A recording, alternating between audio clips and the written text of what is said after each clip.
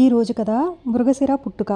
పూర్వకాలంలో హిరణ్యాక్షుడు అనే రాక్షసరాజు ఉండేవాడు. అతను ఘోరమైన తపస్సు చేసి శివుని వల్ల అనేకమైన వరములు పొందాడు. వరములు పొందినప్పటి నుంచి అందరినీ హింసించటం మొదలుపెట్టాడు. హిరణ్యాక్షుని పేరు చెప్తే ముల్లోకాలలోనూ ప్రాణికోటి హడిలిపోతూ ఉండేది. వాడు తన దర్పం వల్ల స్వర్గాధిపతి అయిన దేవేంద్రుణ్ణి కూడా ధిక్కరించి ఆ సింహాసనం ఆక్రమించాడు. ఇంత చేసినప్పటికీ వరములిచ్చిన ఈశ్వరుడు సహించి ఊరుకున్నాడు. కానీ కైలాసంలోని ప్రథమ గణాల మీదకే వాడు దాడికి వచ్చేసరికి పట్టరాని కోపం వచ్చి శివుడు వాడిని శపించాడు. నా భక్తుడవు కావటం చేత నీవు చేస్తున్న ఆగడాలన్నింటికీ ఓర్చుకుని ఊరుకున్నాను. కానీ రోజురోజుకి నీవు నీ కుటుంబం చేసే ఘాతుక చర్యలు చాలా ఘోరంగా ఉంటున్నాయి. కనుక మీరు జంతువులై పుట్టి అడవులంటా తిరుగుతూ ఉండండి అనేసరికి రాక్షసరాజు గడగడలాడుతూ పరమేశ్వరునికి సాష్టాంగపడి పొరపాటు క్షమించి శాపం తప్పించమని ప్రార్థించాడు. అప్పుడు శివుడు దయతలిచి శాపం తప్పించటానికి వీలు లేదు. 12 ఏళ్ల పాటు ఈ మృగజన్మలో ఉన్న తర్వాత దైవచింతలేని ఒక బోయవాని చేతిలో మీకు మరణం సంభవించబోతుంది. ఆ సమయంలో మీకు పూర్వజన్మ స్మృతి కలిగేటట్టు శాశ్వతమైన ముక్తి పొందేటట్టు అనుగ్రహిస్తాను పోండి అంటూ అదృశ్యమైనాడు. శివుని శాపం వల్ల హిరణ్యాక్షుడు అతని భార్యలు జింకలుగా పుట్టి అడవులలో సంచరిస్తూ ఉన్నాయి. జింకలు సంచరించే ఆ అరణ్యానికి ప్రతిరోజు ఒక ఈశ్వర భక్తుడు వచ్చి బిల్వపత్రాలు కోస్తూ ఉండేవాడు. ఒక్కొక్క పత్రం కోసినప్పుడల్లా శివ శివ అని స్మరించి కోసిన పత్రాలన్నీ ఆ చెట్టు కిందనే వెలిసినటువంటి స్వయంభువ లింగానికి పూజ చేస్తూ ఉండేవాడు. శాపం వల్ల మృగజన్మ ఎత్తిన జింకలు అతను చేసే పనిని గమనించి తమకు తరుణోపాయం దొరికినట్లుగా పొంగిపోయాయి.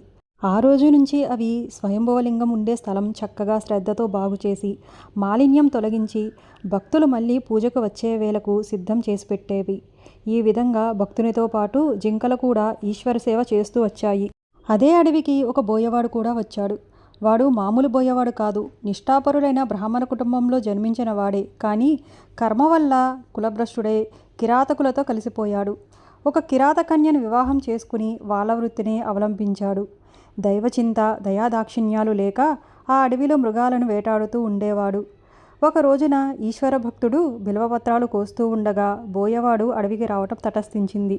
అతను శివశివ అన్నప్పుడల్లా మహాపాపాత్ముడైన ఆ బోయవాడు కూడా శివశివ శివశివ అంటూ ఎగతాళి చేస్తూ ఉండేవాడు. నోరు నొప్పొచ్చే వరకు వాడు అతనిని వెక్కిరించి తన మానాన తను వేటకు వెళ్ళిపోయేవాడు. ఎప్పుడు మాటు వేసినా బోయవాని వలలో ఏదో ఒక మృగం వెంటనే వచ్చి పడేది. కానీ ఈ వేళ చిన్న జంతువైనా పడలేదు.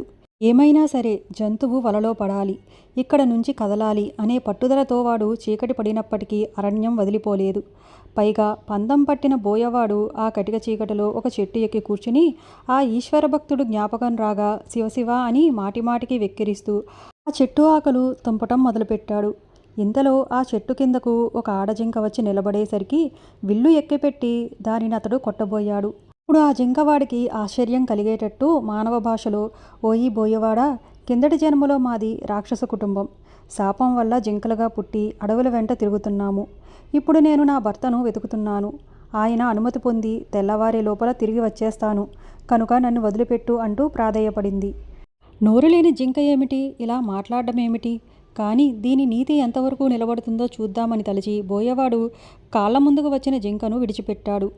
ఆడజింక వెళ్ళిన మరికొంచెం సేపటికే దాని భర్త అయిన మగజింక అక్కడికి రాగా బోయవాడు దానిపైన బాణం ఎక్కుపెట్టబోయాడు. ఇది కూడా ఆడజింక చెప్పినట్లే చెప్పి ప్రమాణాలు చేసి ఇంటికి పోయింది. ఇంటి వద్ద ఆడజింక బిడ్డను కంది. అది బిడ్డను భర్తను వెంటబెట్టుకు వచ్చి, ఓయి బోయవాడా, ఇదిగో నేనే కాదు మా కుటుంబమంతా నీకు ఆహారంగా వచ్చాము, ఆరగించు, ఇప్పటికే ఆలస్యమైపోయింది అనేసరికి దాని న్యాయవర్తనం చూసి బోయవాడు చాలా ఆశ్చర్యపోయాడు. ఈ లోపల పూర్వజ్ఞానం కలిగి ఆ జింకలు కడసారి స్వయంభవలింగాన్ని శుభ్రపరిచి దానికి భక్తిపూర్వకంగా ప్రదక్షిణం చేసి బోయవాడికి ఎరకావటానికి సిద్ధంగా నిలబడ్డాయి. అప్పుడు బోయవాడు తాను చేసిన పాపాలన్నీ తలుచుకుని దుఃఖించేటప్పటికీ కన్నీరు ధారగా ప్రవహించి చెట్టు దిగువన ఉన్న స్వయంభవలింగం పైన పడ్డాయి. కటిక చీకటిలో అతను ఎక్కి కూర్చున్నది బిల్వ వృక్షము.